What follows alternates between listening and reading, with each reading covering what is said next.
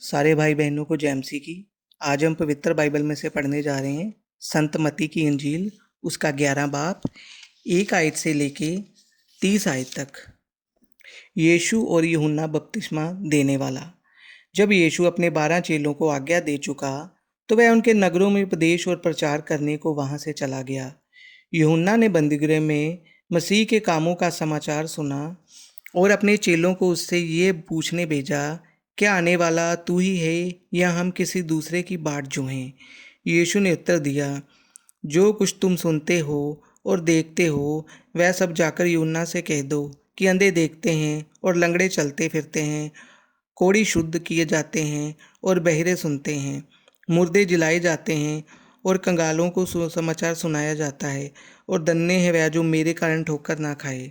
जब वह वहाँ से चल दिए तो यीशु यूहन्ना के विषय में लोगों से कहने लगा, तुम जंगल में क्या देखने गए थे? क्या हवा से हिलते हुए सरकंडे को? फिर तुम क्या देखने गए थे? क्या कोमल वस्त्र पहने हुए मनुष्य को? देखो, जो कोमल वस्त्र पहनते हैं वह राजसभाओं में रहते हैं। तो फिर क्यों गए थे?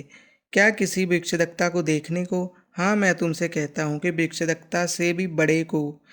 ये वही है जिसके विषय में लिखा है, देख मैं अपने दूत को तेरे आगे भेजता हूँ, जो तेरे आगे तेरा मार्ग तैयार करेगा।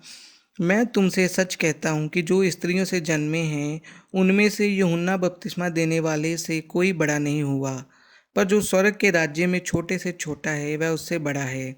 यूहन्ना बपतिस्मा देने वाले के दिनों से अब तक स्वर्ग के राज्य में बलपूर्वक प्रवेश होता रहा है और बलवान उसे छीन लेते हैं।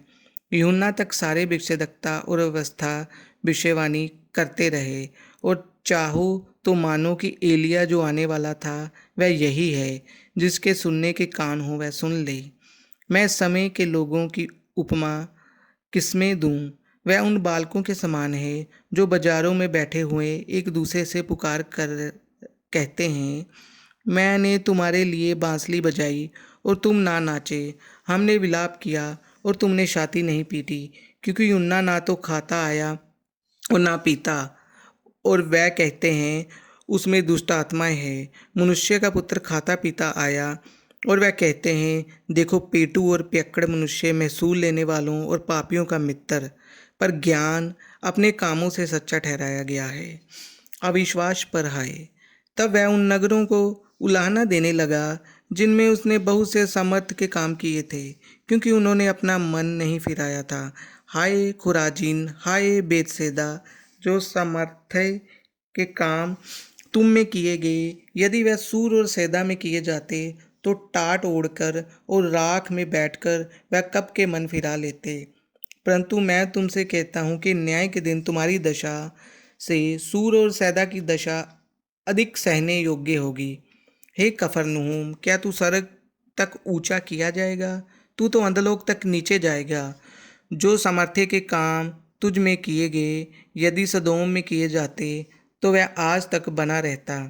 पर मैं तुमसे कहता हूँ कि न्याय के दिन तेरी दशा से सदोम की दशा अधिक सहने योग्य होगी। बहुत से दबे लोगों के लिए विश्राम। उसी समय यीशु ने कहा, हे पिता, स्वर्ग और पृथ्वी के प्रभु, मैं तेरा धन्यवाद करता हूँ कि तूने इन बातों को ज्ञानियों और समझदारों से छिपा रखा और बालकों पर प्रकट किया है। हाँ, हे पिता, क्योंकि तुझे यही अच्छा लगा।